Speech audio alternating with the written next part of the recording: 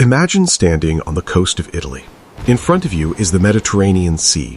The waves are crashing against an ancient Roman harbor, and beneath your feet is something that shouldn't still be here. Concrete, not 50 years old, not 100 years old, almost 2,000 years old. It was poured when the Roman Empire was still at the height of its power, when Roman ships were crossing the Mediterranean, when the Colosseum was still relatively new. And somehow, after nearly 2,000 years of waves, storms, saltwater, earthquakes, and time, some of this concrete is still standing. But there's something even stranger about it. Some Roman concrete doesn't simply survive in seawater.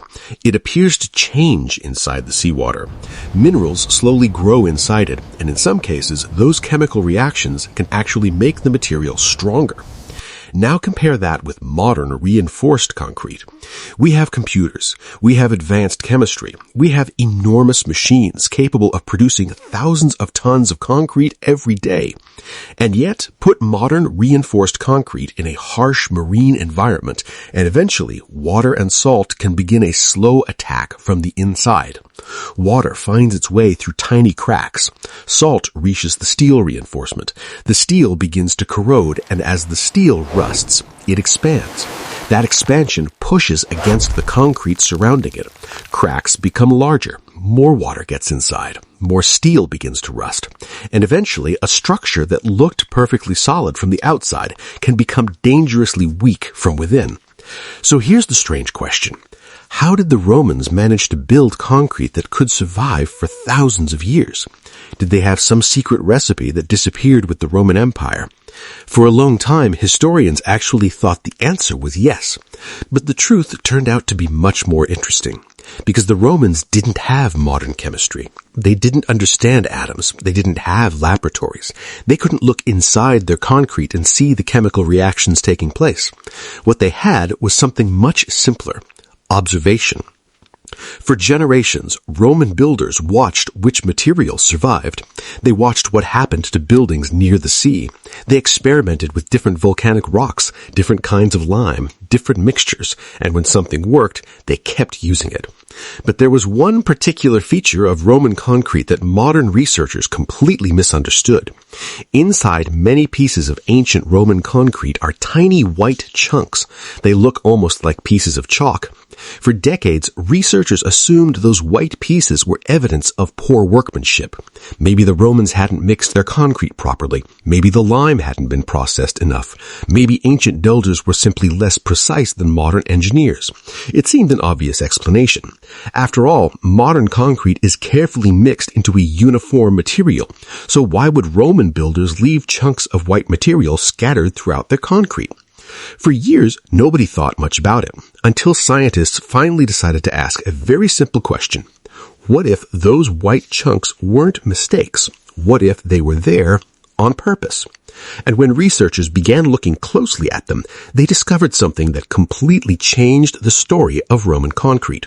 Because those strange white chunks weren't just leftovers from an ancient construction site. They may have been one of the reasons some Roman concrete could repair itself. And to understand how that was possible, we have to go back almost 2,000 years to the volcanic landscape surrounding ancient Rome.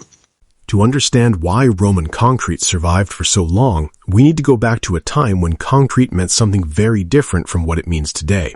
Imagine Rome nearly 2,000 years ago. The city was growing at an incredible pace. Temples were being built. Baths, roads, bridges, aqueducts. Huge ports were being constructed around the Mediterranean. And behind all of this was a material that allowed Roman builders to create structures on a scale the ancient world had rarely seen before. That material was opus cementicum, what we casually call Roman concrete. But there was no single Roman recipe. Different builders used different materials depending on where they were building and what the structure needed to do. For ordinary structures, they could use pieces of stone, brick, lime, and volcanic material. But when Romans began building massive structures, especially in areas exposed to water, something remarkable happened. They discovered the value of volcanic ash. And Rome was in an unusually lucky position. Just south of the city was the Bay of Naples, and around that region was some of the most important volcanic landscapes in the ancient world. The ground itself was full of material that Roman builders could use, One of the most valuable was volcanic ash known as pozzolana. It didn't look particularly impressive. It was just a fine, dusty volcanic material. But when the Romans combined it with lime and water, something unusual happened. The mixture didn't simply dry, it underwent a chemical reaction. The volcanic material reacted with the lime and water and gradually formed a hard mineral structure. And this was a huge breakthrough, because ordinary lime mortar could be strong, but it had an important weakness. Water could cause problems. Roman builders discovered that certain volcanic materials could make their mixtures behave very differently. And this was especially useful when they were building near the sea. Think about the challenge. A Roman engineer building a harbor couldn't simply tell the sea to stay away. The structure had to be built inside the environment that was trying to destroy it.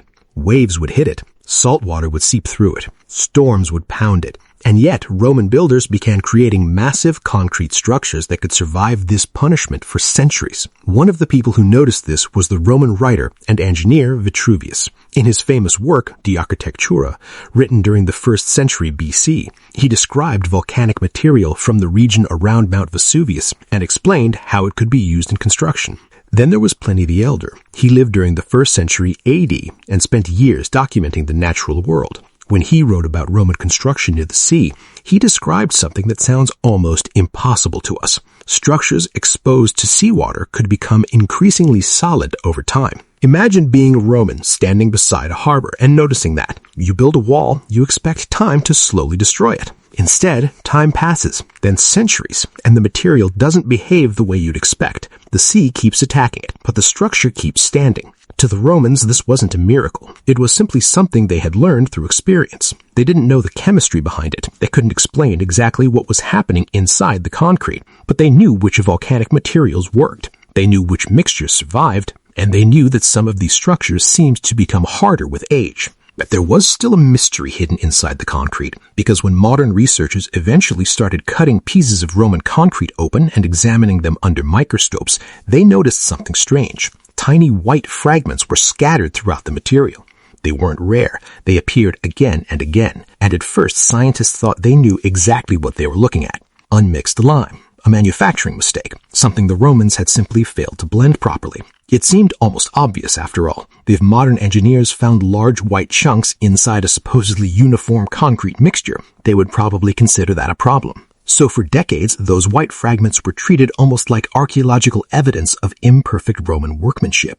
But there was a problem with that explanation. If they were really just mistakes, why were they appearing in so much Roman concrete?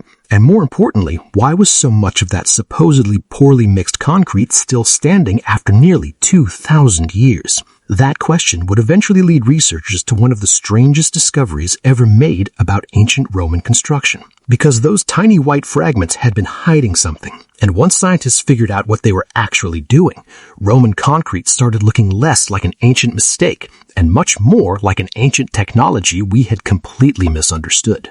For nearly 100 years, the biggest clue was sitting right in front of scientists, and almost everyone ignored it. When researchers sliced open ancient Roman concrete and looked at it under microscopes, they kept seeing the same thing. Tiny white chunks. Some were the size of grains of rice, others were much larger. They looked messy, almost careless. Imagine baking a cake and finding dry pockets of flour inside. You'd probably assume someone mixed the batter badly. That's exactly what many archaeologists thought. These white pieces were labeled as lime clasts, little chunks of lime that supposedly never mixed properly. Case closed. Or so they thought. But there was one problem. If these were simply construction mistakes, why did they appear again and again in Roman concrete from different places and different centuries? And why was this poorly mixed concrete still holding together after nearly 2,000 years? The explanation didn't add up. Then, in 2023, a team of researchers from MIT and Italy decided to stop assuming. Instead of treating the white chunks as defects, they treated them like evidence. They examined their chemical structure, their shape, their composition, even the tiny cracks surrounding them. And that's when the story changed completely. The white chunks weren't leftovers. They were created intentionally. The researchers concluded that Roman builders were using something called hot mixing. Here's what that means. Modern builders usually turn quicklime into slaked lime before adding it to concrete. It's a controlled process, safe, predictable. But the Romans appear to have skipped that extra step. Instead, they mixed quicklime directly into the concrete while the reaction was still producing intense heat. Imagine pouring ingredients together while the mixture is practically steaming. The temperature rises dramatically. New chemical reactions become possible, and those white line clasts become locked inside the concrete like tiny capsules. At first, they don't seem important, but centuries later, they're still waiting. Now imagine a small crack forming. Maybe an earthquake shakes the building. Maybe years of pressure finally create a hairline fraction. Water begins to seep inside. In modern reinforced concrete, that's often where the countdown begins. But inside Roman concrete, something different happens. The water reaches one of those lime clasts. The lime dissolves. New minerals begin forming inside the crack. Slowly, naturally, the gap starts filling itself. Not instantly, not like science fiction, but enough to help seal small cracks before they grow into larger ones.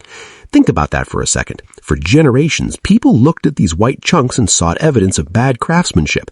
The Romans may have been leaving behind thousands of tiny repair kits inside every wall they built. And this wasn't just a laboratory theory. When researchers recreated the ancient mixing process and deliberately produced similar lime clasts, they watched cracks begin sealing after water entered the material. The feature that looked like a flaw turned out to be one of Roman concrete's greatest strengths. But as incredible as self-healing cracks sound, the next discovery is even harder to believe. Because on land, Roman concrete repairs itself. In the sea, it appears to grow stronger. And that happens because the Mediterranean wasn't just attacking Roman harbors, it was quietly helping build them from the inside out. Now imagine the same Roman concrete sitting underwater. No dry land, no protection from the weather, just seawater washing through it day after day. By modern standards, this sounds like the worst possible place to put concrete. Saltwater is one of the biggest enemies of modern reinforced concrete. But some Roman structures were designed for exactly this environment. And one of the best examples comes from the ancient Mediterranean port of Caesarea on the coast of what is now Israel. More than 2,000 years ago, the Romans used enormous quantities of concrete to build parts of the harbor. The scale was incredible. Huge blocks were placed into the sea, and instead of trying to completely isolate the concrete from seawater, Roman builders used volcanic ash and lime in a mixture that could actually react with the surrounding water. Then, something remarkable began happening. Seawater slowly moved through tiny spaces inside the concrete, and as it interacted with the volcanic material, new minerals began forming. Over very long periods of time, these minerals could grow inside the concrete. Some of them formed microscopic structures that locked into the surrounding material. The result wasn't simply a wall that survived the sea. The chemistry of the seawater became part of the story of how the concrete matured. And scientists eventually discovered something even more interesting. Some of the minerals found inside ancient Roman harbor concrete are extremely rare in modern concrete. One of them is a mineral called aluminous tobermorite. It forms under specific chemical conditions and can strengthen the internal structure of the material. Another mineral, called philipsite, can also develop inside the volcanic concrete. These aren't minerals that appeared there by accident. They are the result of a very slow chemical process. Year after year, decade after decade, century after century, the seawater kept moving through the concrete, and the concrete kept changing. This is what makes Roman marine concrete so fascinating. Modern concrete is generally designed to remain as stable as possible after it hardens. Roman marine concrete was different. It could continue evolving long after construction was finished. The structure wasn't necessarily becoming more primitive with age. In some ways, it was becoming more chemically complex. And this gives us a completely different way of looking at ancient Roman engineering. The Romans weren't simply building a wall and hoping it would survive. They were creating a material that could interact with its environment. Of course, the Romans didn't know any of this chemistry. They didn't know the names of the minerals forming inside their harbor walls. They couldn't have looked at a microscopic crystal and explained what it was doing. But they had something that modern science sometimes forgets. They had long-term observation. A Roman engineer didn't need to understand molecular chemistry to notice that one type of concrete survived in the sea, while another failed. If a harbor wall remained standing for generations, the next builders copied the technique. If another mixture cracked and collapsed, they changed it. Knowledge was passed from one generation to the next. But there was still a major problem. We could study the concrete itself. We could examine the minerals, We could reconstruct the chemical reactions, but there was one thing scientists couldn't easily prove. Did Roman builders actually make the concrete this way on purpose? Maybe the unusual chemistry happened by accident. Maybe the Romans simply stumbled upon a recipe that happened to work. To answer that question, researchers needed something much harder to find. They needed evidence to catch the Romans in the act. Not a finished wall, not a broken piece of concrete, not a 2,000-year-old sample. They needed evidence of the actual construction process. And strangely enough, the answer was buried beneath a city that had already been destroyed by a volcano, Pompeii. In the shadow of Mount Vesuvius, archaeologists would eventually uncover something that could change our understanding of how Roman builders actually prepared their concrete. Because when Vesuvius erupted in the year 79 AD, it didn't just destroy Pompeii, it froze a moment in Roman life. And hidden beneath the volcanic material was evidence of construction work that had been interrupted almost instantly. Tools, building materials, raw ingredients, and clues about what Roman workers were actually doing before the eruption. For the first time, researchers had a chance to look beyond the finished concrete into the workshop where it was made. And that is where the mystery gets even deeper. Then Pompeii gave scientists something incredibly rare, a Roman construction site frozen in time by the eruption of Mount Vesuvius in 79 AD. Archaeologists found tools, building materials, and piles of dry ingredients that had been left behind. And among them was an important clue. The Romans were mixing quicklime with volcanic material before adding water. This supported what scientists had suspected from the strange white chunks found inside ancient Roman concrete. Those chunks weren't simple mistakes, they were part of a deliberate process. And when cracks formed centuries later, water could react with the lime inside them, helping create new minerals and seal the damage. The Romans didn't understand the chemistry. They didn't need to. They had watched what worked, passed that knowledge down, and kept using it for generations. And that's what makes Roman concrete so fascinating. The empire disappeared. The builders have disappeared. But some of the walls they built are still standing. And after almost 2,000 years, modern science is finally discovering why. Perhaps the greatest mistake wasn't made by the Romans. It was ours, assuming those strange white chunks were mistakes in the first place.